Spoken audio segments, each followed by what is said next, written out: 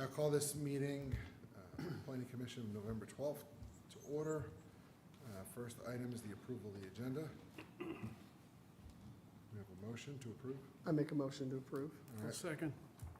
Any discussion? All those in favor?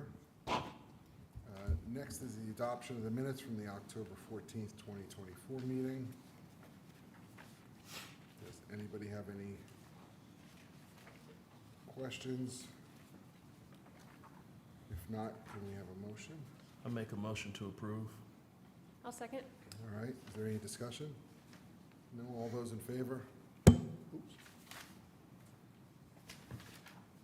All right, next item up is new business subdivision, Old Hope Farm. Applicants are Carroll and Dunlap Cosper. Tax map number 44400000016. 29.34 acres, 20 lots in Council District 3. Hello, Marion. Hello. Well, let me see here. There we go, wrong side. All right, Marion Ray, residential planner for York County. First up tonight is Old Hope Farm.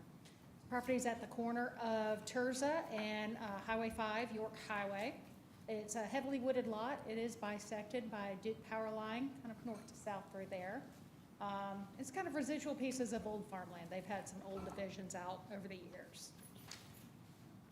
The next one here is the preliminary plat, and then I snipped it to make it a little easier to see. The zoning is RUD, minimum 1 acre lot size. They were able to get 20 lots out of this, out of the 29.338 acres. So you see you've got 2 cul-de-sacs there, one coming off of Terza and one coming off of York Highway. I'll go through the findings really quick. The site will be serviced by private well and septic. So they will have to, since they exceed the 1 acre lot standard, as long as it's under over 2 acres, they do not have to provide a septic permit ahead of time. If it's 1.99 or less, we need a septic permit before we can approve final plat. And then proposed land use and density complies with the zoning district requirements. Single family is an allowed use. RUD zoning district has a maximum density of 1 unit per acre, and the development, the proposal is 0.68 residential units per acre. At 20 lots, a TIA was not required for this division. And it provides adequate street connectivity and pedestrian facilities. Sidewalks are required within the development due to the RUD zoning and the low proposed density. Terza Road bounds the site to the east, and Highway 5 York is to the south. Both of those are SCDOT maintained. And the 2 cul-de-sacs will come one off each road. RUD does not require open space or 20% open space or buffers, but they did have to provide 20% tree save. It has been, the areas have been surveyed and approved by staff, so we recommend approval. And one thing I thought was kind of neat about the tree save is you'll notice it is along the power lines, giving the property line owner some buffer against the power line easement. We have any questions for staff? Yes, sir. Yeah, I got a couple, Marion. They're kind of related. Are there any pedestrian connectivity requirements for this type of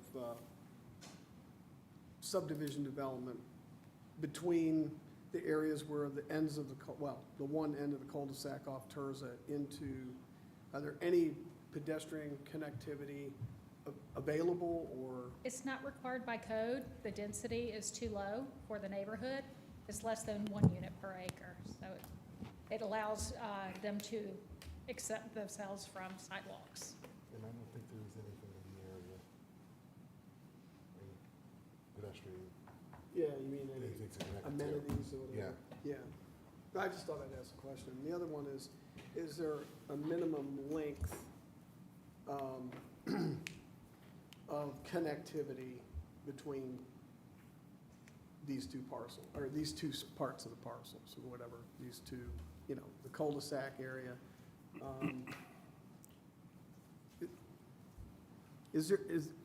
There probably isn't, Mm-hmm. but I was just asking the question, is there a minimum length that, or can they?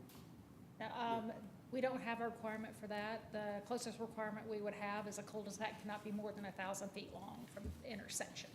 1,000 feet length, but we Okay. don't have any requirements on how far apart. Okay, thanks. Any other questions?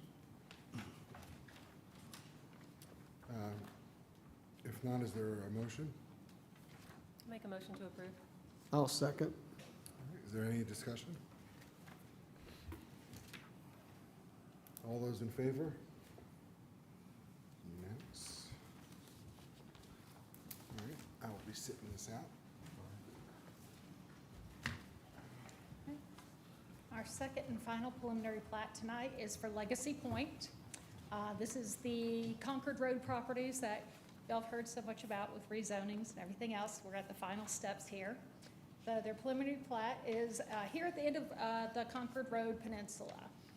This is kind of the remaining property that Titan still owns, but is not tied up in the preliminary plat near the top.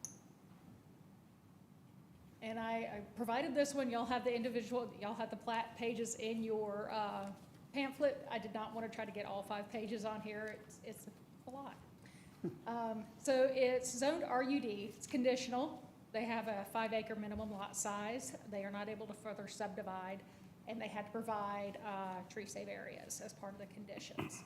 So 37 lots, over 212 acres. Go through the findings. The site will be serviced by private water and septic systems. They're over 5 acres in size. We don't have to have a septic permit before we approve the plat. The single-family residential is an allowed use in RUD. Again, the maximum density in RUD is 1 acre, or 1 home per acre. This has a proposed density of 0.17 units per acre. A Tier 2 TIA was completed and approved by staff, and no mitigation is required at this time. The development is accessed from existing state or county-maintained roads. Concord is state-maintained until it splits off and remains Concord county-maintained and has some other property roads coming off of it. Again, sidewalks are not required due to the RUD and the low density. And neither is the 20% open space or buffers by zoning requirements, but they did have the requirements they had for the conditions of zoning. So they provided the 20% green space. Tree survey has been compiled and reviewed by staff and approved. And those green spaces are shown on the individual pages that are in your packet. Again, it gets very, very busy. The staff recommends approval for this project. Do we have any questions? Any questions for Mary? I have one. As far as the septic permits, are they going to be required from DHEC for these individual lots? No, they're 5 acres or more, and code requires that if it's 1.99 acres or less. We assume over 5 acres, you're gonna find a place that will fit a septic system. It's not what it says on what they submitted, though. Right. Well, unfortunately, any kind of money you spend, you can get a septic system in there. It's just gonna cost a little more money. All right. Okay. Any other questions? All right, if there's no other questions, is there a motion? Make a motion to approve. I'll second. All right. Any discussion? All those in favor? All right.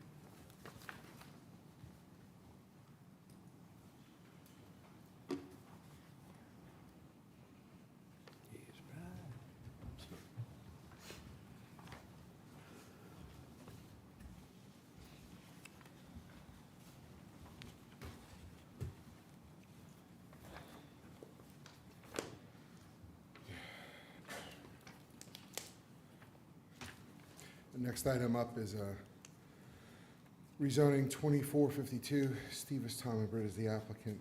Stephen and Kimberly Britt, the owners, requesting a rezone a 3.02 acre parcel from AGC to RUD. Subject parcel is located at 700 North Parham Road, York. The property is referenced as tax map number 46400000019. Council District Tivislov. Good evening. Thomas Newman, New Long Range Planner. This request to rezone a 3-acre parcel from AGC to RUD for the purpose of subdividing the property to construct a neighboring single-family home on the new 1-acre parcel. With this vicinity map, you can see that this is a property off Parham Road, kind of on the outskirts of the municipality of Clover. You can see it is part of this low-density corridor that exists between City of Clover and Lake Wiley. The subdivision would cut off the sort of southern wedge to create another parcel. Currently, there is a single-family dwelling and garage. The zoning district is primarily agricultural conservation in the area. And you can see it as part of a very large agricultural district as part of our 2035 plan.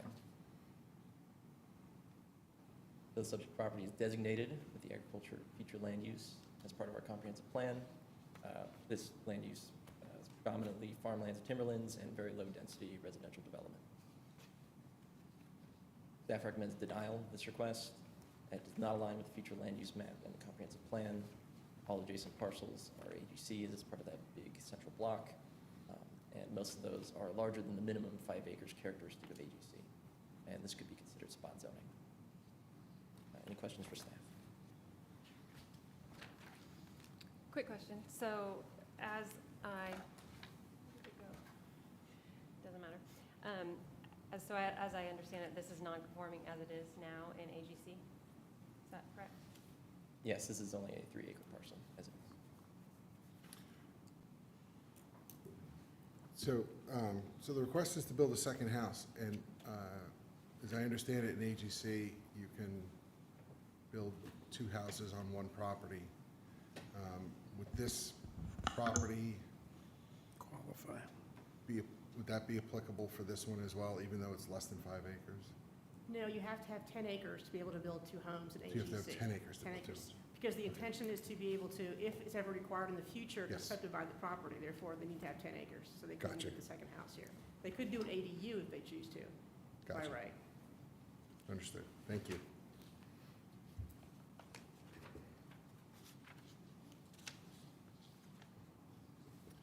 Does anybody else have any questions?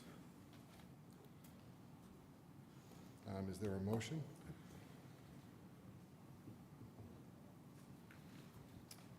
I'll make a motion to deny, or I'm sorry, to approve, actually, To approve, to approve. okay. Is there a second? I'll second. Is there discussion?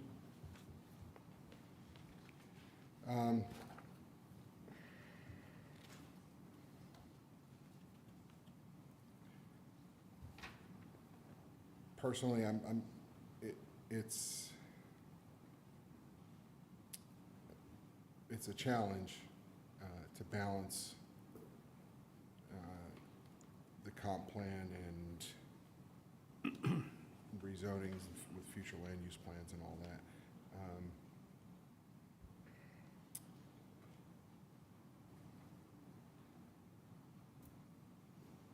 Even though it's not a conforming property, Today.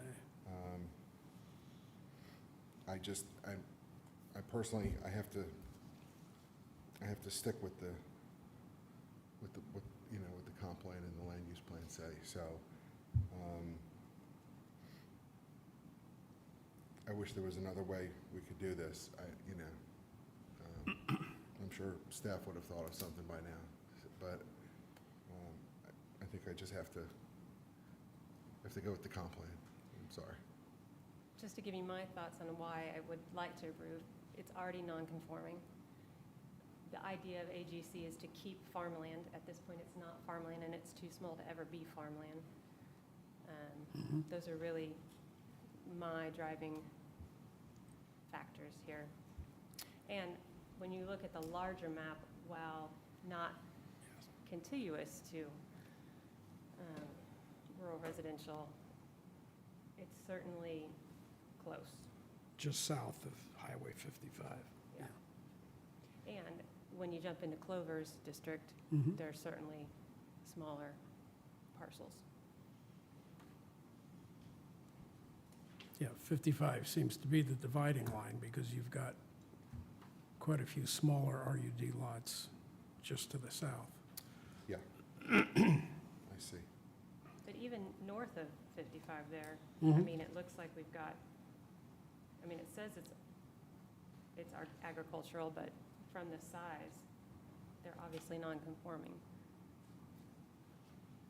Can you pull up the one map earlier? Yeah, that's what you're saying, is up The one that kind of meets it at the tip, here and over here. We got- or even just right there. Yeah. Is there any other discussion, anything? All right, so all those in favor of the motion to approve, raise your hand. All those against? It's 3-3. Okay. Motion pushes, so, does anybody offer a new motion?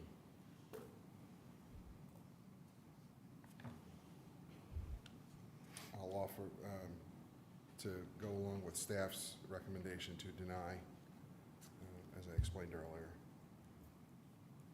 Is there a second? I'll second that. Based on, my concerns are with the spot zoning, with it being there, and I think that it could be used in the future for, even though this is a non-conforming plot, there's others around that are not, that are much larger, that could be used in the future for higher density in this area. Don't wanna start something. Mhm. Okay. Is there any other discussion? So all those in favor then, with the motion to recommend denial, raise your hand. All those against? So again, we're stuck. Yeah.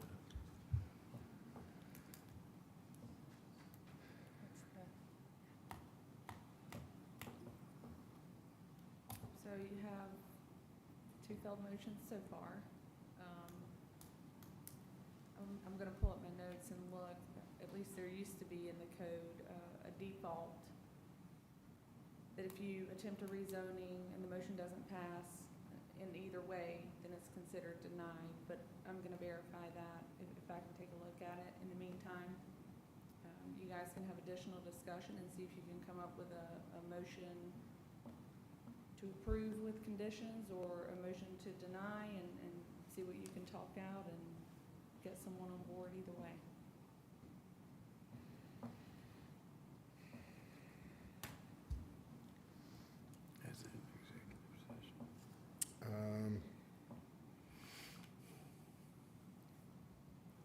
And if you need to go into executive session to talk through anything, certainly I'm happy to do that also.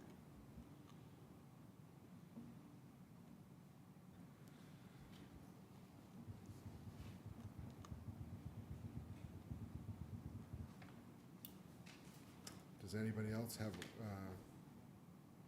an amended motion they'd like to propose? Unfortunately, it's pretty straightforward. Mhm. I don't think it's big enough to, I mean, the plot is not big enough to do much else with. I can't think of any conditions that would make this favorable for me. Me neither.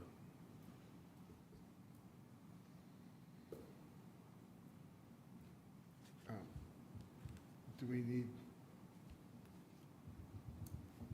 is it possible to table this until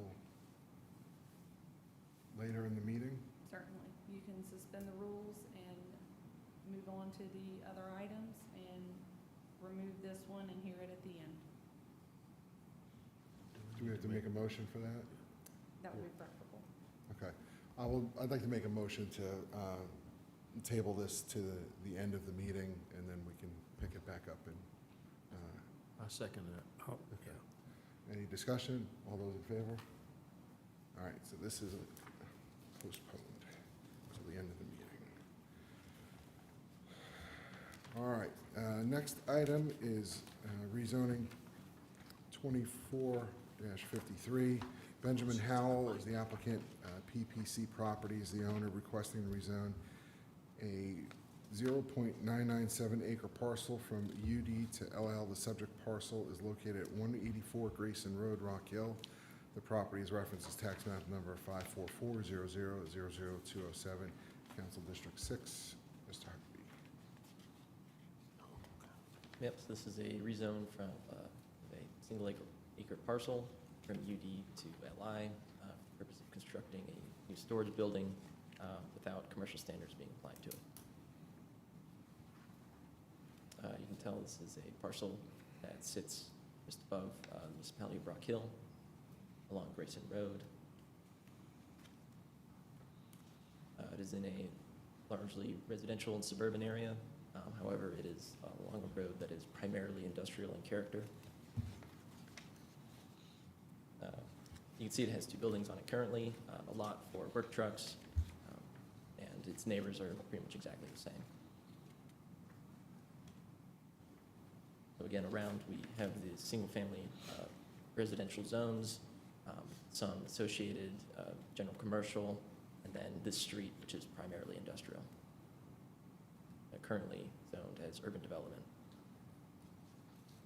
Our future land use map, however, shows all of this as single-family residential. So the subject parcel is designated with single-family residential future land use. These are usually characteristic of detached homes on large lots that are rural and suburban in character. We are going to motion for approval of this request. It does not align with future land use map and comprehensive plan. However, the current adjacent land uses are overwhelmingly industrial in character, and approving this will remove another parcel from the legacy UD district.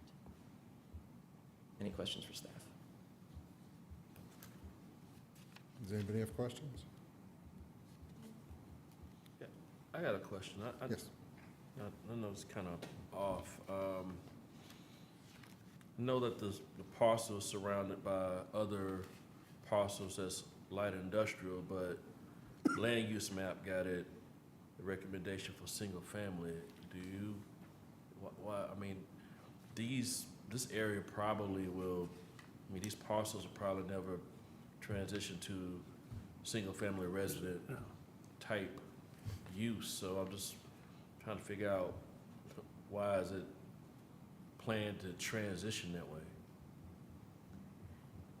We really can't understand, we don't really know why it's this way, and it probably shouldn't be. And so we feel as though when the map was drawn and the area was identified, it was probably picking up the fact that on either side of that are small single-family lots, and it just created that whole swath there in the land use map to be single-family residential. But when you remove that and look at the actual uses, it really shouldn't be.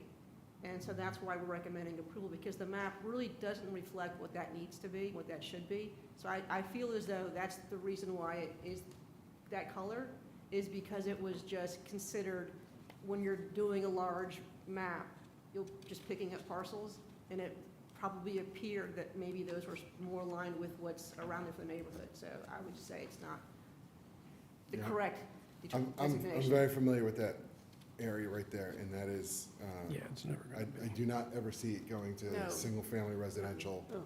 in our lifetimes. No. So I think light industrial is absolutely appropriate. It's, Well, yeah, it's an existing business now, Yeah. you know, I Right. mean, they're all existing businesses through Yeah. there. That's, Right. that's the whole thing through this. It's not just a spot thing Yeah. here. This is all up and down Grayson. That horseshoe you're looking at, that's all, those are all light industrial type uses. Even the larger parcel to the east is the woodwork business there. And so I don't have any problems with this one. This is, I think this is very appropriate. So with that, I'm going to make a motion to recommend approval to light industrial with staff's recommendations. A second. Is there any discussion? All those in favor? Okay.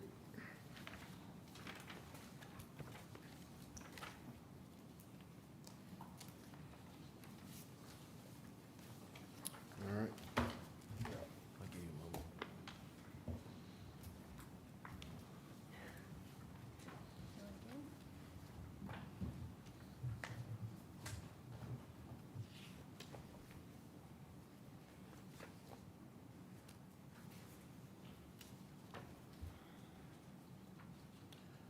rezoning 24-54 Trey Aiken applicant Springfield, or Springland Inc. LLC, LNC Land Holding Inc., New Horizon Electric Cooperative Inc. owners, requesting to rezone a 2.759 acre portion of 3 parcels from RUD to GC. The subject parcels are located on Highway 160 West, Fort Mill. The properties are referenced as tax map numbers 652-00-00-006-012-022, Council District 1, Ardette. Yes, this request to rezone a approximately 3-acre area composed of 3 parcels from RUD to GC. The purpose is to construct a convenience store, fuel center, and car wash at the intersection. This is an area that's between DKK and Fort Mill. A lot of suburban development and a lot of associated general commercial development going on in this area. This is the area of the parcel. It's currently mostly vacant land. Again, it's kind of tucked next to the DK, and they had asked to annex and got rejected. Here is the site plan, the 3 parcels. There's a large one on the left. The middle one is going to be totally consumed, and the one on the right, a small section of it is being taken.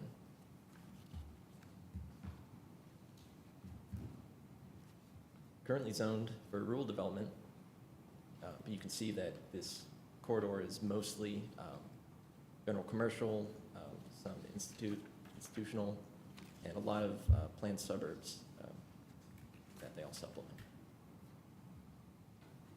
Future land use map designates this as single-family residential. Of course, this is characteristic with detached homes on large lots with rural and suburban character. We recommend approval for this request. It aligns with the future land use map as non-residential uses such as convenience stores, fuel centers, and car washes are considered supplemental when located at major intersections, such as that at Highway 160 and Dam Road. Any questions for staff?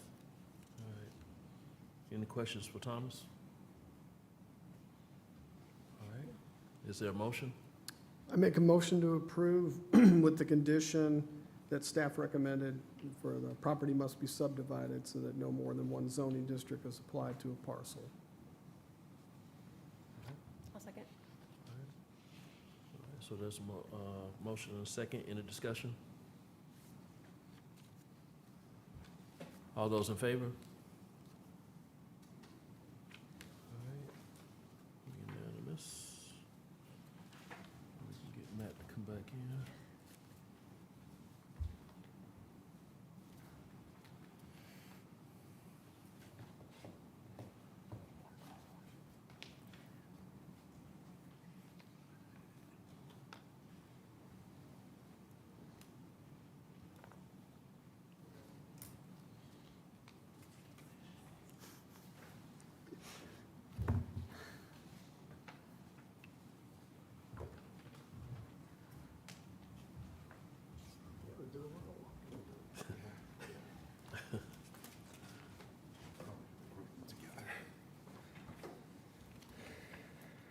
Let's move them around a little bit.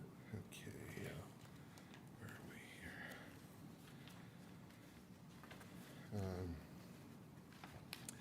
here? Rezoning 24-55. Cody Cooper is the applicant. Cody Cooper and CC Carter, the owners, are requesting to rezone a 15.15 acre parcel from RSF 40 to RUD. The subject parcel is located at 2354 Vineyard Road, Fort Mill. Property is referenced as tax map number 645-0000-019, Council District 1, Mr. Audette. Request is to rezone an approximately 15-acre parcel from RSF 40 to RUD for the purpose of allowing chickens and livestock. There's currently a code enforcement case on this property for the keeping of chickens and livestock.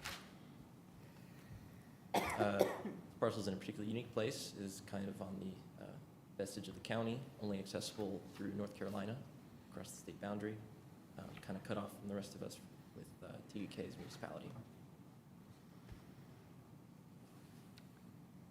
This is characteristically suburban development. And you can see here, getting a little bit closer, this property has a barn, a single-family dwelling, a goat house, and a chicken coop, and a blacktop used for outdoor recreation. The zoning map designates this entire area as RCF 40, and the future land use map designates it as single-family residential. So the subject property is currently single-family residential, characteristic of detached homes, large lots, rural and suburban character. Staff recommends denial of this request. It does not align with the future land use map and comprehensive plan. The intent of the current zoning is to limit uses not expected in residential zones, such as the rearing of livestock, and all to mitigate potential negative externalities that impact adjacent properties. Questions for staff? Has there been any, the answer might, you don't know, but has there been any other complaints that, in the area by area residents that this would be detrimental if they added livestock or whatever?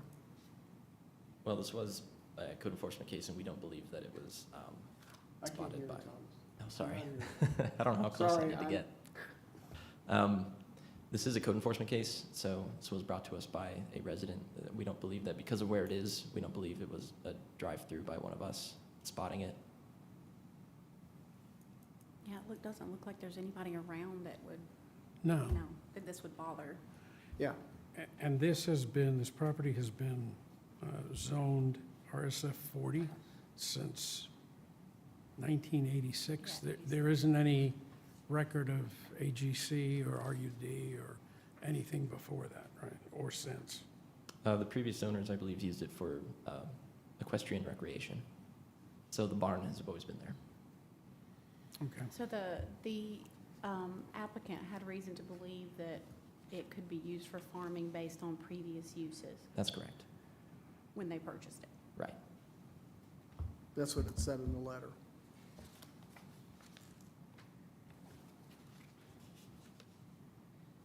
Is there, are there any other ways, other than rezoning, of correcting the violation Besides getting rid of the animals.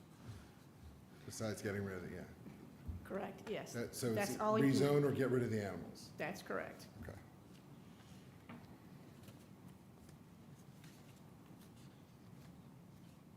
So this is very similar to one that we did in Clover about Mhm. 3 months ago. That's right. Yes, Good point, Kate. yes. I was just thinking that. Maybe a little longer. And this is a little bit bigger parcel.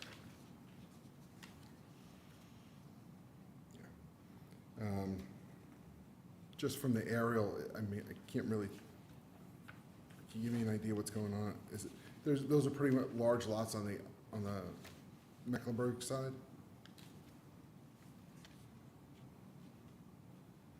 They're, I would say, just usual suburbs. They're fairly large, but probably not nearly as large as this one, 15 acres. Let me see here.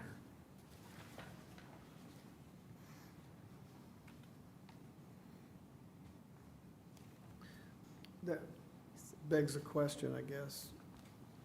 I don't know if you know this, but in Mecklenburg County, do they have any kind of similar ways they look at this type of zoning, or? So I don't know Mecklenburg County's zoning ordinance to know what, I'm sure they allow, farming in some location. I don't believe it will be here, just given the development of that area. I will say the property adjacent to it is large, the one in Mecklenburg County.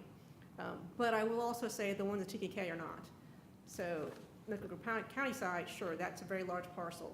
But I don't know if we can, just to the vacant area, just to the northeast of that is a development currently underway in TKK for single-family development and homes through there.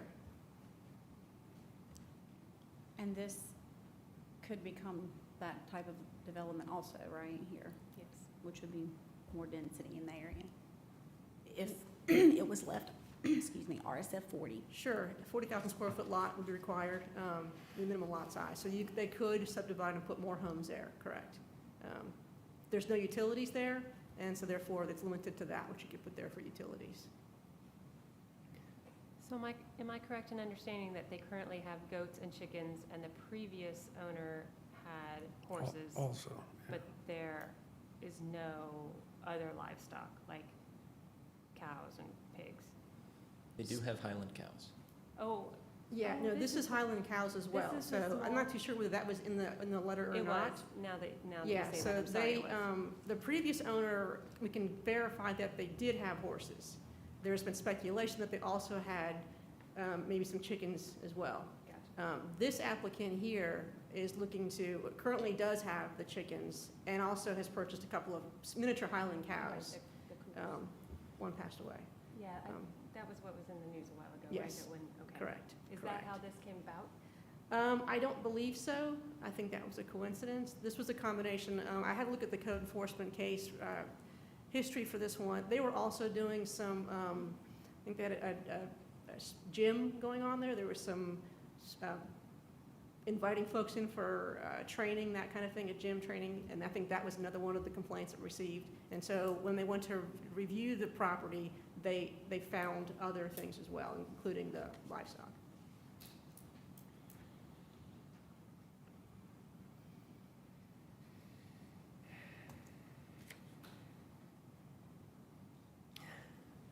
The letter did note that it's You're the right. last 20 years Yes, it's I- been used for this Yes. purpose, so.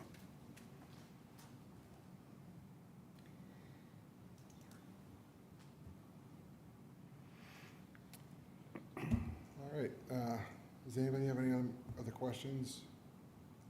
If not, is there a motion? I make a motion to approve. Is there a second? I'll second. All right, is there any discussion? I guess I would say we need this type of education in our world today. And I think it's really neat that they put that in their letter. But Just, Thomas, just one question. You had mentioned about or Diane had mentioned about the gym. That would still have to go away regardless of this, Correct. okay. So this is just a matter of keeping the animals there or not? Right. Okay. Anything else, any other discussion? No, it looks like they've gotten support from their neighbors, so I don't know if we're privy to any of that correspondence, but I would think that yeah, it's what if I they was- put that in the letter, that's actually true. Did you or Diane get any calls about? But we wouldn't typically get calls now because it hasn't been posted. So the Gotcha. folks don't know about it yet in the neighborhood because they haven't Correct, posted. I'm the sorry, sign you're yet, right, So we you're wouldn't right. get calls. You're right. Okay. All those in favor of the motion?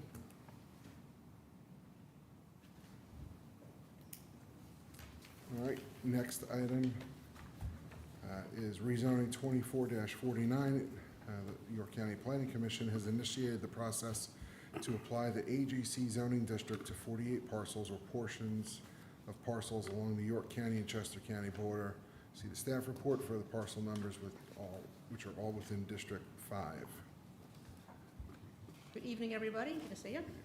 As you can recall, we met last month, and I requested you to initiate a rezoning to be able to actually to apply zoning to parcels that we have on the York-Chester County border. And just to kind of refresh your memory, in 2022, it was the state that came around and did a minor adjustment to the York and Chester border. And when doing so, they added some property to York County and took some to Chester County. And so this area that's been added to York County needs to have zoning.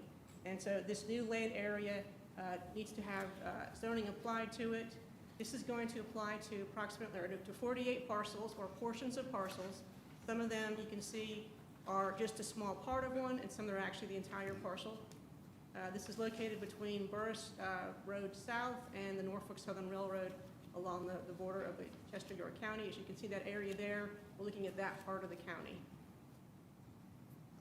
I've just included some existing zoning for these parcels here. The areas that are in white on the border of the county is the area we're looking for. So you'll have in your packet, I think it's a series of 5 maps that highlight all the individual parcels that we're requesting to have zoning applied.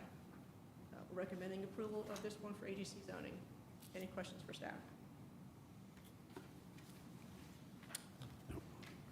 Anybody have anything? Oh, we went over this last time, so. Yep. Yeah, it's, if not, I would make a motion to recommend. I'll second that. Is there any discussion? Recommend approval. Recommend approval. No discussion? All those in favor? Anyone, no opposed? It's unanimous? Okay, so. Next up is Fort Mill School District. Planning Commission is to receive an update from the Fort Mill School District regarding the process to update the impact fee report related to public education facilities within the Fort Mill School District. Thank you for having us tonight and putting us on the agenda. My name's Chuck Epps. I'm superintendent of Fort Mill Schools. We're here tonight to ask to present an update on our impact fee situation. You may know, if you live in York County, or I think everybody in this room knows the growth that we've experienced over the last 20, 30 years. Fort Mill was at the bullet of the growth coming out of Charlotte back in the late 90s. We lost the bond referendum. We implemented impact fees in 1998, and that has greatly assisted us through the years. We've always had an impact fee. It's greatly assisted us through the years in maintaining the lower millage for our taxpayers. So I'm here because of growth, talking about impact fees, which you know is where new folks pay for growth in theory.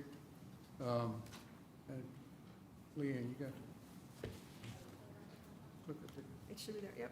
the button on the right. Yeah. Our mission in the tradition of excellence, Fort Mill Schools place children first every day, providing an innovative and rigorous education that empowers all students to achieve their greatest success. Our tradition of excellence has Fort Mill surpasses state and national averages in ACT, SAT, and AP exam scores, numerous band, athletic, and academic state champions, state and nationally recognized programs, multiple state and national administrative and teacher awards, and the one we're most proud of, the class of 2024 awarded $52.4 million in scholarships to students and their parents. Tradition of excellence on the next slide. We're named the #1 district in South Carolina by niche, ranked number 149 out of 10,500 school districts nationwide, or the top 1.2% nationally, rated the best place to teach in York County and the Charlotte area, and the district with the best teachers in York County and the Charlotte area. The next slide is really why we're here. You can see over the years, starting back in 1998 that I mentioned earlier, the growth has been exponential. It's averaged out to be 6%. There were years when it was 12 or 13%, and then there were years when it was less. But starting in about the year 2001 or 2002, we were doubling every 10 years. So that's been a challenge for our residents and our public. Because of that, has been approved $653 million in bonds to build or expand schools since 1996. We currently have 11 elementary schools, soon to be 12, 6 middle schools, soon to be 7, 3 high schools, soon to be still 3 high schools. We don't want to build a 4th one. And we've expanded 5 school sites since 1996. I have with me tonight our board chair, Christy Spears, who's going to talk about why an impact fee, and then our CFO, Leanne Laura, will finish up with questions and numbers. Any questions for me before I start? No, sir. All right, so as Chuck goes through Dr. Epps goes through some of the brag sheet, we have been a little bit of a product of our own success, and growth has been ongoing for quite some time. And so I know we've been here a few times in front of you guys, but some were here and some were not at different points.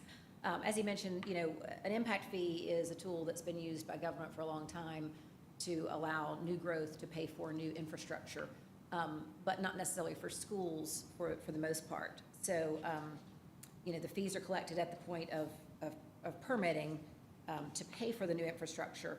And in 96, actually, is when the very first impact fee began in Fort Mill. It was very shortly thereafter removed as a viable option. Fortunately, Fort Mill was grandfathered in, and for many, many years, we were the only district in the state that was collecting this $2,500 fee, up until 2016, when the law changed again and added school facilities as another available use for impact fees. So they've been in place for Parks and Rec and Water and Sewer and things like that. But in 2016, the law changed to allow them for school districts. When we learned about that, we jumped on that opportunity, and that was the first time that I think we came in front of the Planning Commission to talk about the fact that we wanted to do this. Because we were the first in the state, we learned a whole lot about the process and charted some water for other districts that have now done the same. We had to go through an impact fee study to do the calculation that we'll talk about here in a little bit. And at the end of the day, we were successful in implementing through both the Planning Commission and then through the County Council a fee in the amount of $18,000 and change for single-family homes and $12,000 for multifamily homes. We've been collecting that ever since July-ish of 2018.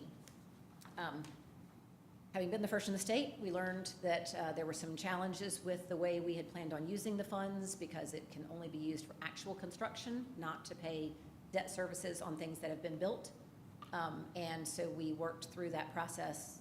We had some lawsuits from builders and some difference of opinion, legal opinions. Finally worked through that in December of 22. When we amended our plan, we added 3 or 4 new schools to the plan that allowed us to be able to then use the dollars that had been collected and sitting with the county since 2018. So part of the process requires that we come periodically and provide updates. So that's what we're doing tonight. We've been collecting, and now we're actually spending, which is very exciting. You have to spend it within 3 years of the scheduled construction, and the good news is the school is well underway, that we started spending the money on. It is scheduled to open in August of this next year. We've been doing an annual report. I don't know if you guys see it. I know County Council does. We do an annual report that shows the collections and the spend and all of that. And then every 5 years, which was actually extended by 2 years because of the amendment, we come and do a full-blown update. So we are at that point now, and we have just begun to work with the same consultant to do a full-blown updated study, which we'll be bringing in the next couple of months, if not next month. So that's where we are today. I wanted to show on the next slide, whatever the number is here. Oops, shoot, haven't been progressing. Sorry, that was the history. All right. I want to show where we are because it was interesting. The question came up in some conversations about, has the growth actually materialized that we projected in 2018? So these are our current numbers. We're at 18.5 students right now with a projection for 23.8 in the next 10 years. We've built, I mentioned the elementary school 12, all but done, scheduled to open in August, and middle school 7 is underway. And as you see, we've got future plans for more. But if I go to this next slide, at the time in 2018, when we came in front of you guys and County Council, we had 2,900 single-family homes, if you go down to the bottom of that were scheduled to be permitted, and 1,757 multifamily. And we sit here now having actually seen 93% and 96% of those that have in fact been permitted and have paid their impact fees to the tune of the $18,000 or $12,000. So I would say good news or bad news depending on your perspective. It hasn't really changed the projected plans for our community in terms of what was on the books, scheduled to happen, is still moving forward, which is why we feel strongly that we need our impact fee to move forward as well. The calculation will obviously be redone with the study, but the way the calculation works, it's a really complicated calculation that takes up multiple tables and pages, but essentially we look at all of the houses in our community, houses and multifamily. We look at how many students we have that live in houses and multifamily. We take that number to decide what the pupil generation rate is.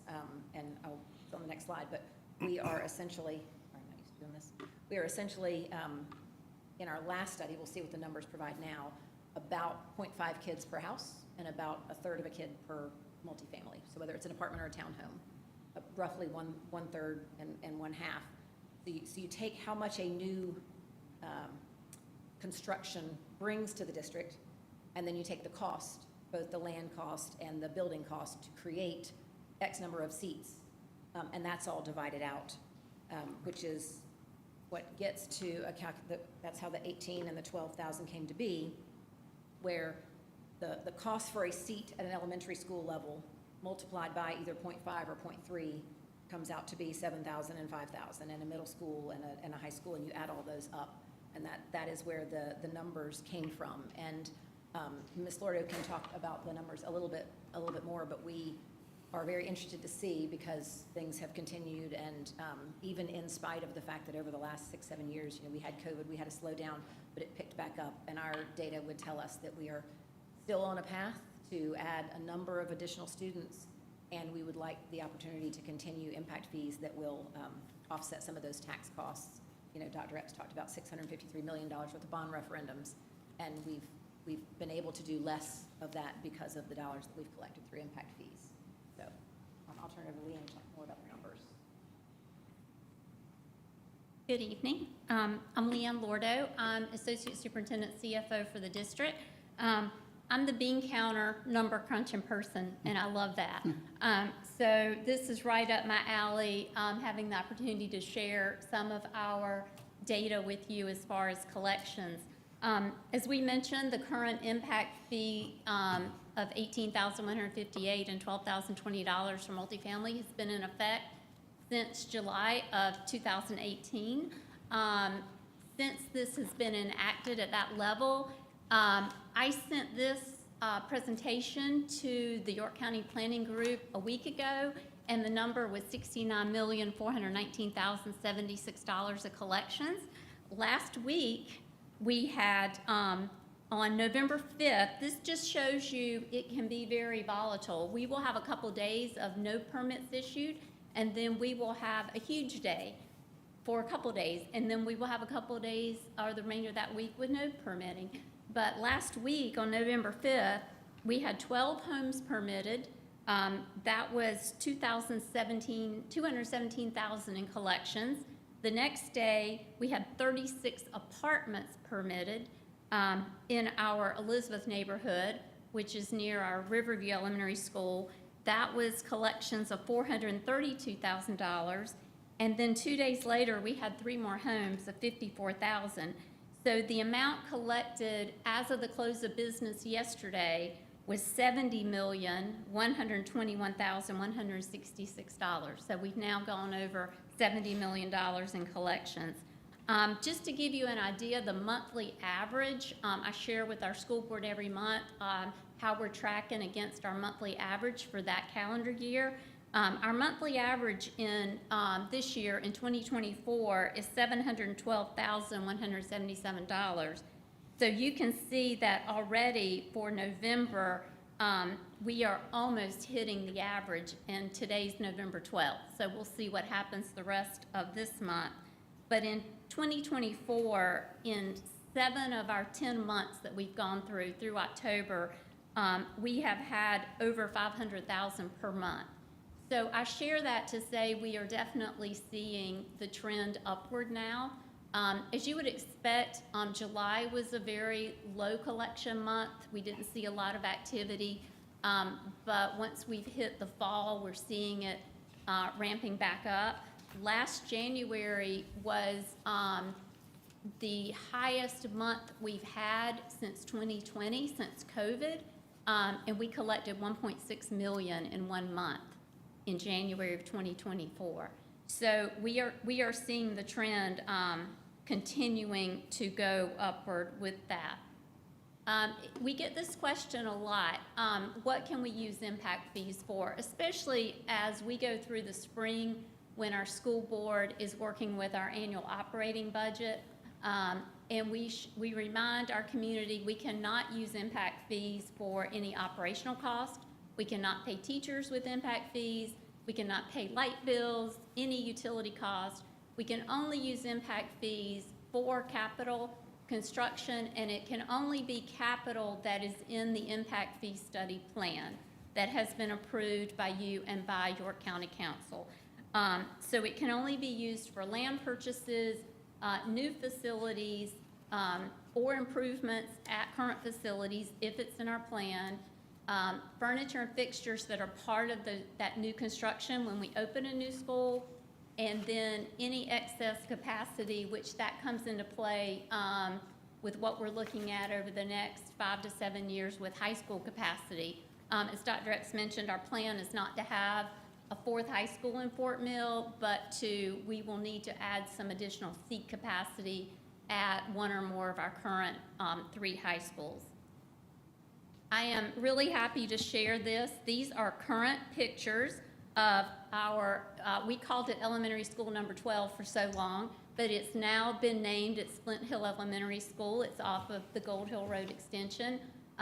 This is been built 100% with impact fee dollars.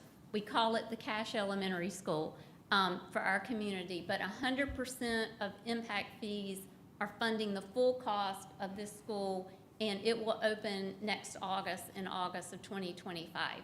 So we're very happy. You can see it looks beautiful. It is going to be a wonderful addition to our elementary schools. One of the questions also that we get in the study, which if you were with us through that process, that data was developed in late fall of 2017. At the time that we did the study, the estimated cost of construction for this site was $59,722,000. The actual cost of construction now, with the increases that we are all aware of in the construction industry, this school is $67,200,000. So construction costs are at a minimum have gone up 30% or more in certain areas during this time period. But we have developed a somewhat seamless process with the York County Finance Office. I don't know if they would say that, but it's pretty seamless from my standpoint as far as how we draw this money. I usually draw at least once a month. I try to wait until I'm not sending them every single invoice, because you can imagine how much we get into smaller invoices during construction of a school. But I try to wait, and at least once a month, I am sending documentation to the county finance office of invoices, payments, and we make a formal request to draw the money for the construction cost on this school. We have also started Middle School 7. It has also been named Flint Hill Middle School. And we have drawn down some funds toward those preliminary costs. I mean, for the most part, what we're doing for Middle School 7 or Flint Hill Middle right now is we're moving dirt. We're moving a lot of dirt. And the pre-planning, architect, engineering, those kind of services. But we are starting to use impact fees toward that middle school, because we now see that we have enough with our $70 million of collections. We can fund this school 100%, and then the dollars coming in now are going toward the middle school. So to date, we have drawn about $44 million of the $70 million that we've collected. We have spent and used $44 million towards this school and Flint Hill Middle School. We always, we've touched on this tonight, we really can't express to you how much of a positive impact this has had on our community in Fort Mill, TDK.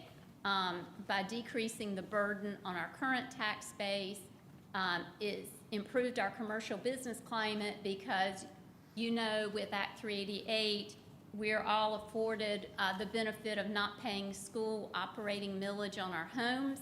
But that has certainly put more of the tax burden for school operational costs on our business community. And that certainly has been the case in Fort Mill, TDK area. And this has improved our district bond rating. We are a district who goes to the bond market pretty frequently, because we've had to build so many schools so quickly.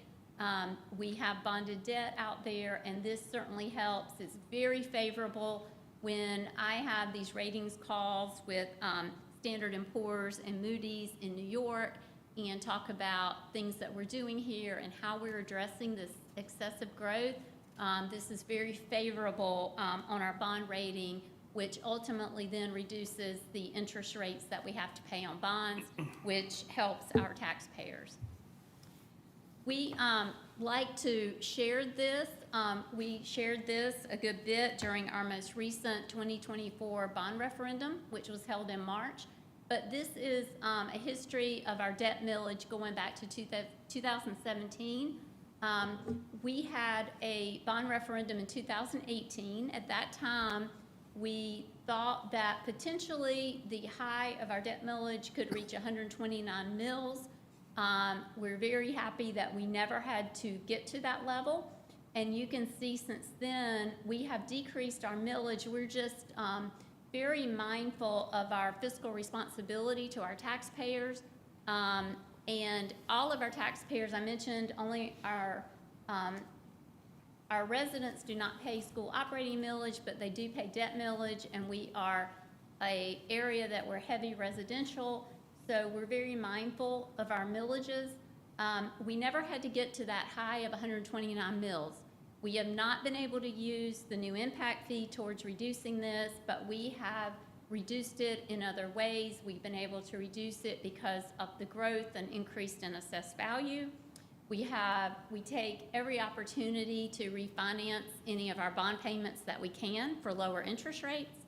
And we have had a couple years during this period where our general fund operational revenue has come in over budget, and our school board has elected to move some of those funds into our debt service fund to reduce our millage a little bit to help our taxpayers. So we're very mindful of that, and we're very accountable to our taxpayers, and wanted to share that with you. We also get the question of, with the impact fee, are we double dipping? Are we getting impact fees and we're also going out and we're issuing bonded debt? We are absolutely not doing that. We are right now very mindful of, we're under construction of Middle School 7.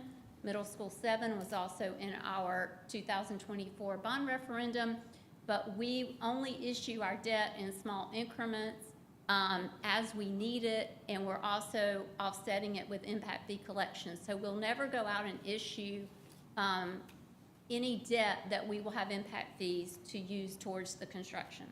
I hope that somewhat made sense, but we get that question a lot.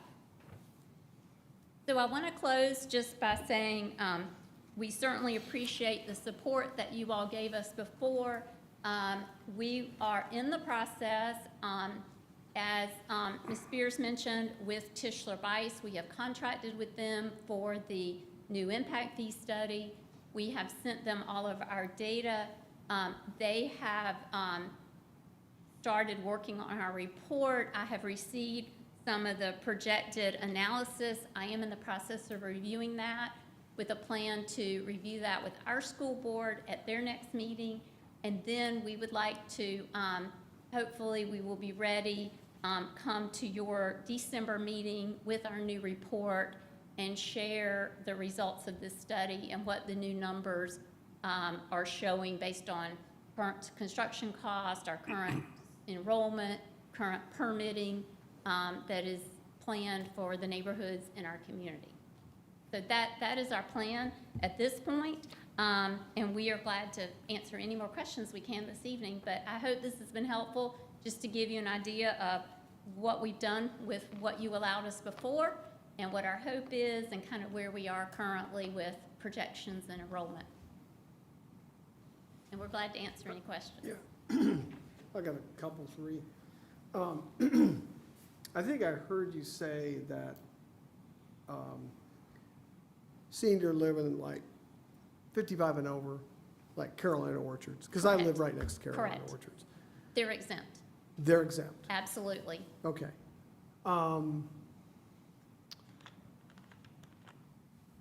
So, and I don't know if you had talked about this, but what do you feel, and I know we're gonna get the numbers in December, where do you see those numbers going? Is there any forecasting going on, you know, to kind of, you know, look what's going on in the future? Is increases, or Well, as do you do far that as looking at, the different components that go into the very complicated calculation, we have updated our 10-year facility needs study, working with our consultant. We work with Leitner Management Group on all of our construction.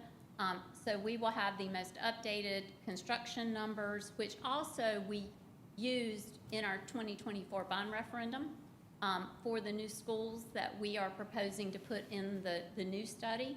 We also have all of our enrollment projections updated, and we waited until this school year. We wanted to wait until we were into this school year, into September, and we gave him that data because we wanted the most current numbers possible to project out. So we will have that current.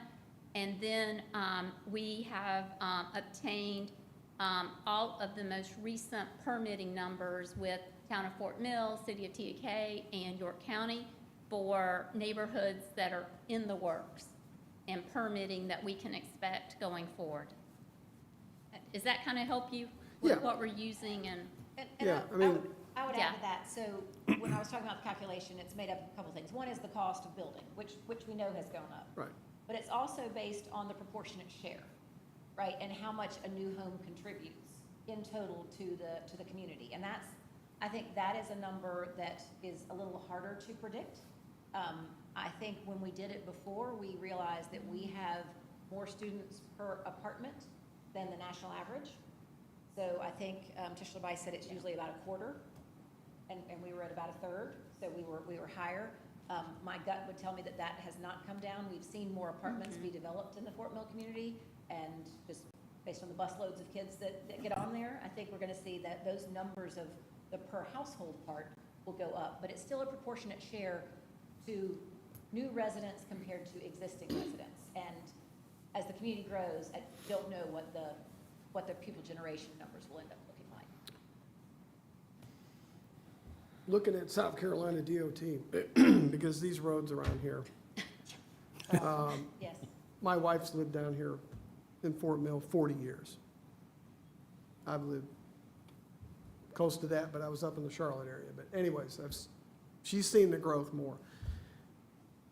What about road improvements? You know, this is, you know, we're gonna be putting more schools, and that just puts, everybody drives their kid to work, or to school now. Never used to be that way when I was going to school, but anyways. So you're I'm you're asking, talking to- I'm yeah. asking both of you. you're Fort Mill looking at natives. 3 people Okay, who grew I'm up, sorry. who grew up and went through Fort We Mill get it. School. Yeah, so has anybody ever looked into, you know, hey, this is great that we're, you know, getting this money through I think it's a great program, to me. But are we looking into road improvements? Well, the You know, alternative, unfortunately for us, we cannot control that. I understand that, And but, so we are challenged with these neighborhoods are being built and people are moving here, and their children are enrolling in the schools, and we're sort of at that crossroads of we have to build the schools, and if we have to build the schools, we're gonna have to continue to do it only with bonded debt, which immediately hikes up the tax impact to our taxpayers. But, But I would say a couple things. In order to get a school approved, we have to go through what's called the Office of School Facilities, and they do a traffic study.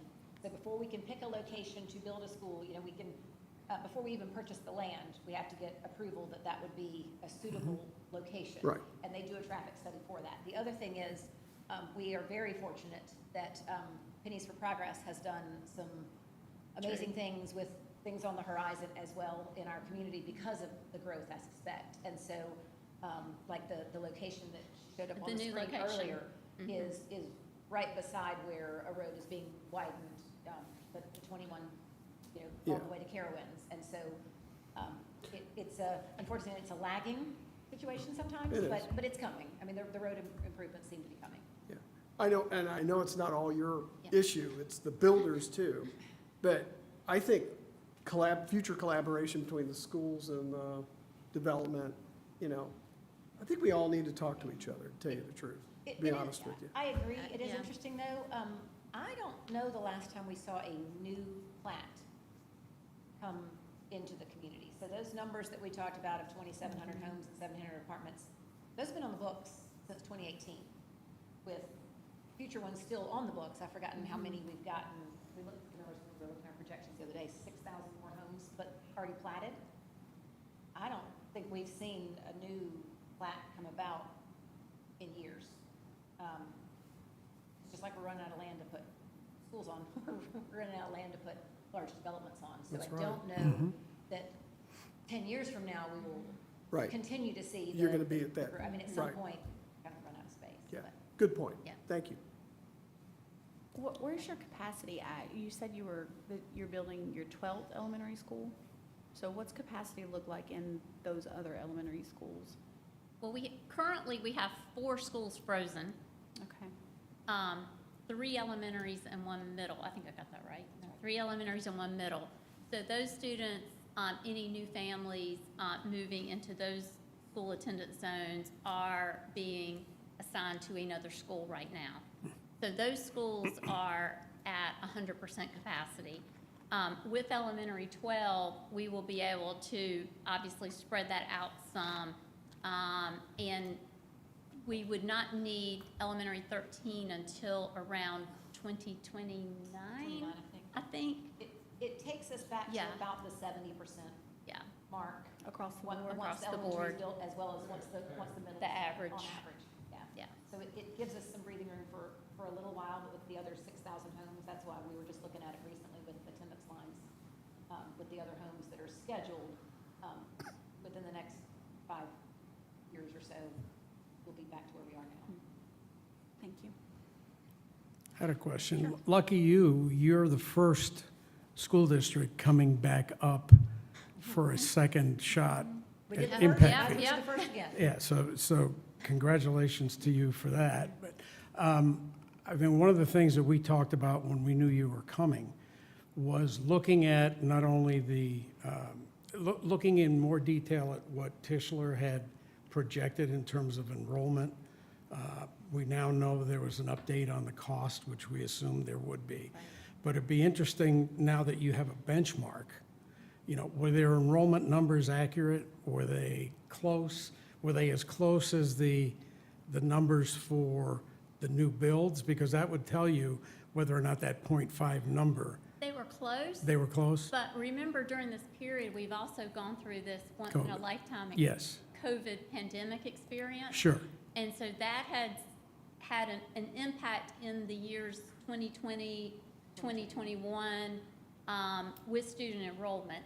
right, And now we're still seeing some of that impact changing because a lot of families that elected homeschooling, charters, private, those type of schooling environments are now re-enrolling.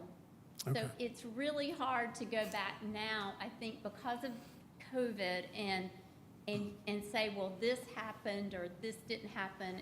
We're really trying to say, okay, we're starting now, and what are the projections going forward? Okay. Based on where, you see what I mean? yes, But I would say overall, if you looked at the chart, Yeah. except for the fact that it kind of went flat for a year, Mhm. other's it's gone sort of up. like a The year same, delay, okay. but essentially the same trajectory with just a year delay because of a very strange. But Okay. Never do it again. One of the things that the state required was a calculation of affordability. And I know that was really, really close, and it is for most of the school systems, but I'm assuming that will also be revised for the study. It will be redone. Yeah. I Okay. mean, essentially what it said then and what it will say now is that there is not much affordable housing today. And so it's really a matter of whether the impact fee pushes it over a threshold. Right. It will be interesting to see. Mhm. I will not be surprised if, Well, you've got mortgage rates that have gone up in the interim, and that greatly affects the amount of money that And people have the left. specific developments being built are not designed. I Mm-hmm. mean, when they start at the 450s and the 600s, True. you know, it's not affordable housing to begin with, unfortunately. Thank you. I got a question. In regards to the impact fees, do you all look at neighboring school districts to see how their fees are similar, how they compare? Well, Well, we looked at go ahead. what Clover Yeah. calculated, not necessarily what was implemented, but Clover's calculation was 15 and 10, as opposed to 18 and 12. So the calculation of the maximum allowable by law was fairly close. Land is a little bit more expensive in Fort Mill than it is in Clover, but otherwise, I would say generally kind of comparable in terms of pupils and at the time, the construction costs and things like that. That's really the only other one that we, In York. Have Theirs did nearby. not pass, but Right. theirs Right, that's were true. comparable. I believe theirs were 15, and there's and 9 or something like that. right, Um, for York. And I think Here. that the main difference is probably the land cost. And it costs the same to build the school, but the land that you have to buy to put the school on is significantly more expensive in Fort Mill than it is Clover and York. Does the contractor, Leitner, do they look at supply chain issues and kind of impacts with that? They do, because they work not only with our school district, but other school districts across the state. So they're very mindful of where the construction industry is on the different components of materials needed when they price out and estimate school costs for us. Because that's Yeah. Yes, definitely an up and down thing like we've seen the past 4 Absolutely. years. Which also was part of the delay Mhm. just in the timing of some of the homes coming online was Right. the ability to build them during certain years. You mentioned there were no new plats that you've seen, and that land is just kind of used up. It's not completely, but the good land is. And so, do you feel like that's, I guess, my question is, do you think the impact fee had an effect on curbing the growth? absolutely not. I mean, what was planned has Yeah. continued to come to fruition, and they're really, there's still some talk of different locations, but if you just look at a map as far as the development goes, especially when you talk about your residential areas and versus, you know, we were looking at some things, and we've got the Greenway right in the middle. So there's no plans to develop houses in that space, right? So it looks like there's this great big area that could be developed, but it's the Greenway. Or we've got parcels out near Carowinds, which is very industrial and not likely to be developed for residential either. So the residential areas in particular, we're getting to where it's smaller parcels now, where it may be 9 homes or 15 homes or something like that, instead of the big 1,000-home developments like what we've been seeing. But I don't think the impact fee has anything to do with that as much as just the topography of the land.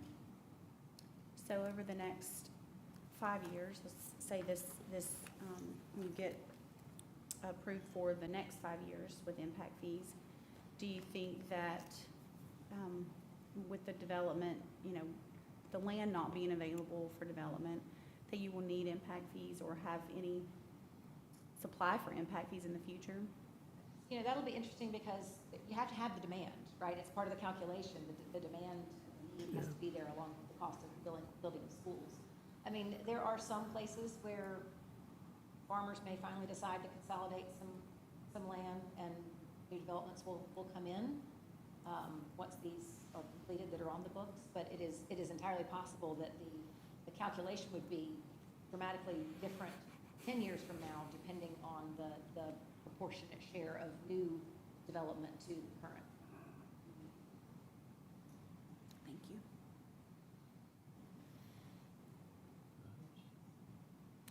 Anybody else have any questions? Okay. I'm gonna withhold mine Thank you. till I see a report. Yeah, Thank you. Thank you. I got more questions, but I'm gonna wait for the report too. You know, no, I'm gonna wait. Okay, well, thank you very much for coming here tonight. We can look at the rezoning sheet and then get back to rezoning 2452. Anybody have any questions about the rezoning sheet? I don't.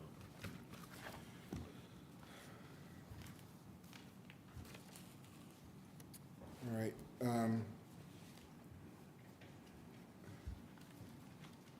We'll continue on rezoning 2452, which is a 3-acre parcel from AGC to RUD, located on North Parham Road in York.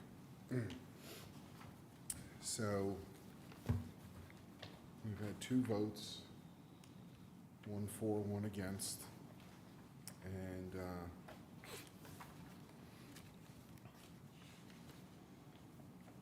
I certainly understand your reasoning for voting in favor of it.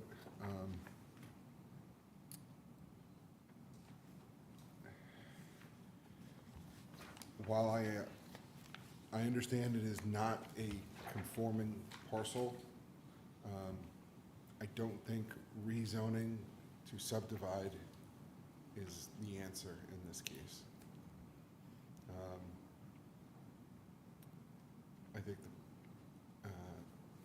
I think there are instances where that's just not the tool to really be used. I would rather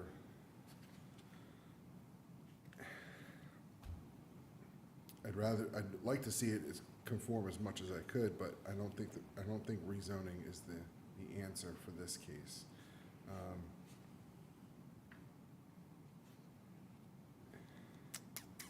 I think that opens up a can of worms up North Parham Road and other roads in the area, you know.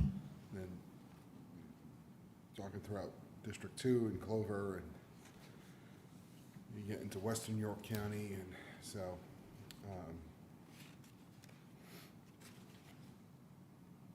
I don't think there's anything that's on the property. It doesn't preclude them from doing anything right now. If they wanted to do an addition or anything, would they have to rezone?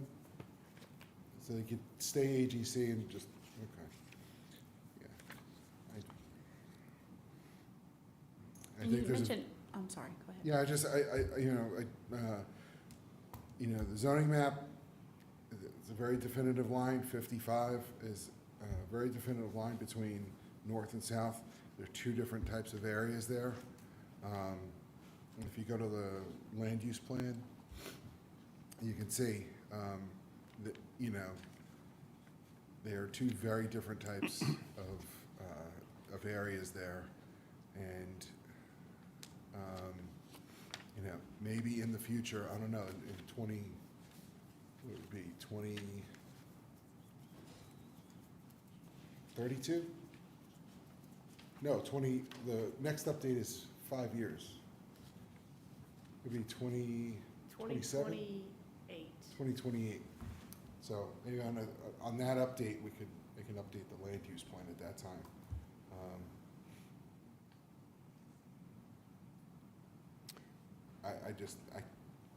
I don't want to use rezoning as a tool to subdivide. Not every property can be subdivided. We just disagree with, on this one, Matt. Yeah. It's okay. It's, you know. No, I understand. I'm just trying to explain myself a little bit more. Yeah, to your point, 55 does kind of break it up, but they're also sandwiched, as Kate pointed out, between that and the properties just north of it, so. There are- Diane, you mentioned that they can do a ADU. Yes, So so in the spot that they're wanting to build, can they put it there? sure, absolutely.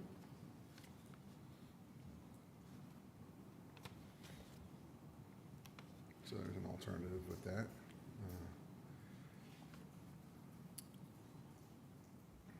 So they do have an alternative, is what I'm hearing. It is an alternative.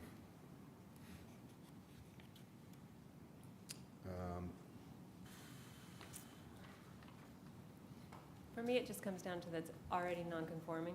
There are other parcels in the area that are zoned the same way. Mhm. And while we are looking currently at the 35 land use plan, obviously not all of this is AGC. I mean, there's a subdivision in there.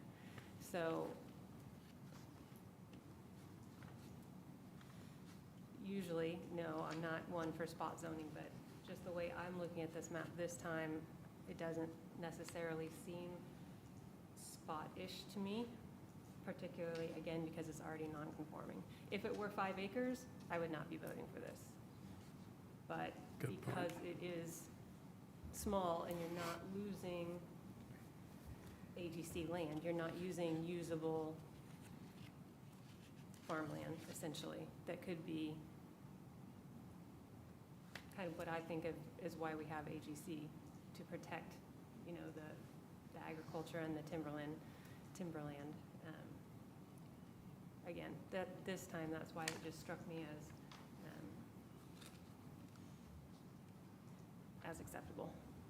But I think one other thing to consider too is just, while I see your point with that, because it is non-conforming, but we're also protecting the people around there that have those lots that want to remain, you know, in the correct zoning designation for what they have going on. And I think with the spot zoning, I think it kind of puts that in jeopardy, or can in the future. but it would never be more than one more house. There, yeah. Yeah. And again, for me personally, if it were the lot next door, which was obviously 5 acres or more, I would not want to vote this way, because I do want to uphold as much of the agricultural as possible. It just, again, for me, it comes back down to the size of the lot, that it doesn't conform, that it doesn't do what AGC is meant to do anyway. So if a family is looking to build a second home, a family member is looking to build a second home, that's just where I come down on this one. I would agree. Diane, do we know if any of the adjoining properties are owned by the same family? I don't know, I'm looking at it right now, it's hard to say. Yeah, I was looking at the proposed subdivision, and Do we have all the somebody- adjoining properties are very hard to read. Do we have someone in the audience that could give us that answer? Ask Matt. Can we, Can you step up to the Yeah. mic? No, Matt needs to give He permission. needs to recognize you. oh, so we- Yep. We own the property, and Kim and Steve. we, Can you state your name and address, please? Yes, yes. Stephen Thomas Britt, this is my wife And Kimberly, Britt, and And- address. And address. 700 North Parham Road, Clover. Clover, South Carolina, 29710. We know all the property owners around us. We went and talked to every property owner around there, and every one of them agreed that they didn't have a problem with this. We love where we live. We like looking at the agriculture setting. We're doing this for the sole purpose to offer our son, daughter-in-law, and our grandchildren that same, possibility of being able to experience that. And, but we have, like I said, we went and talked to all the property owners. And we have We their ha- we- consent We had signed. their consent. We actually sent that in with our paperwork, that they consented that they were fine with what we were But doing. it wasn't on the Oh, so email did that we we get got. any of that, Diane? No. No? It was with our paperwork and the check. I mean, we have a copy of it. I got a right copy here, of it. but,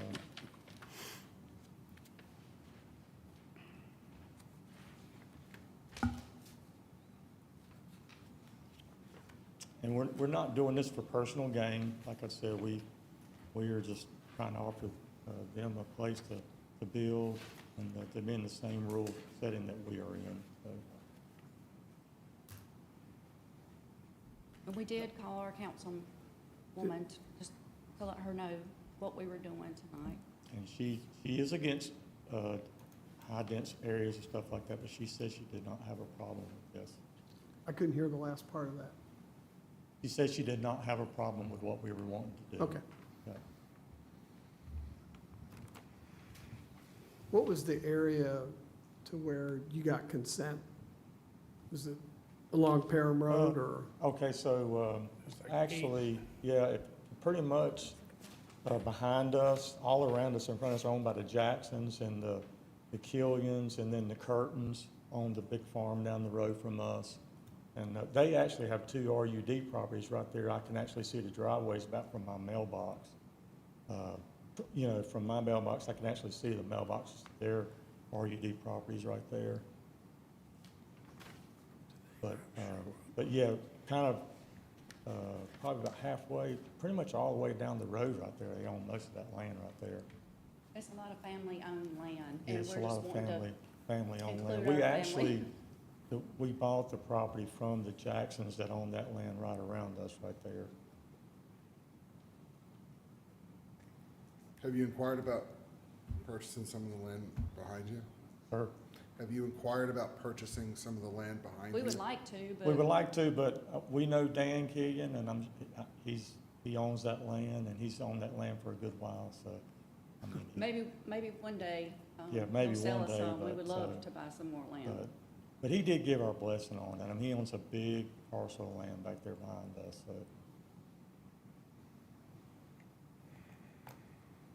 And he's one of the signatures on there, is our neighbor. Yep.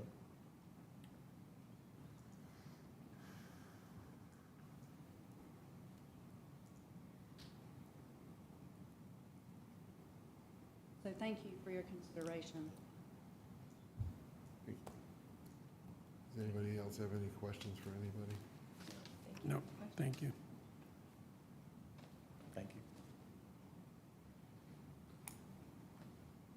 So does anybody have a motion?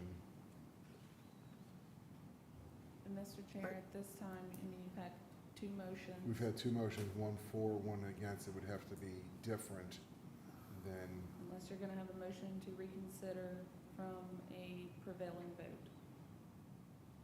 Your other option, well, you really have 2 options.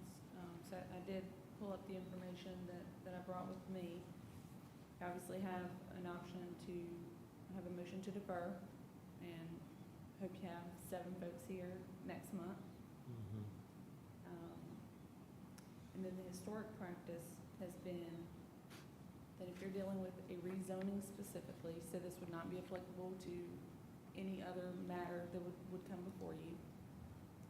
If you have a motion to approve, which was the first motion made tonight, and that motion fails, then the recommendation to the county council, because it would be a recommendation, county council would take it up. The recommendation would be to deny it with the tied vote reflected. okay?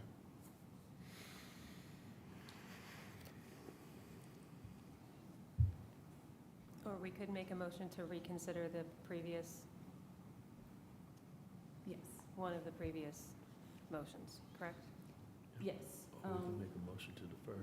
Motion to reconsider would need to be, so if you were doing a motion to reconsider the denial, right? I think that's a motion you could make.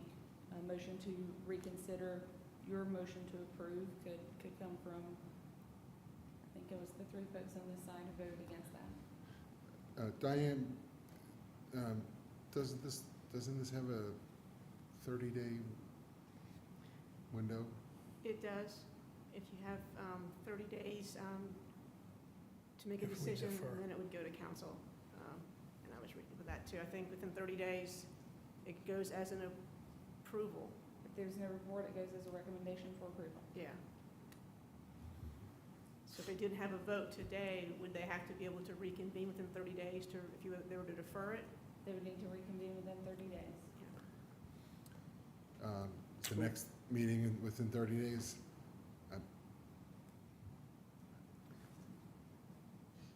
But we can make a revote. We can,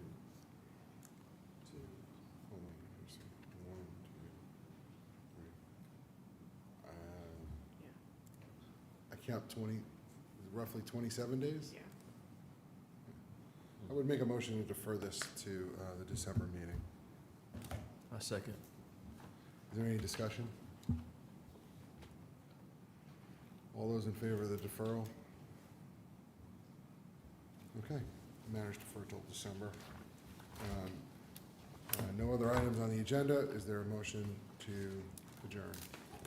Make a motion. Is there a I'll second. All those in favor? Meeting is adjourned.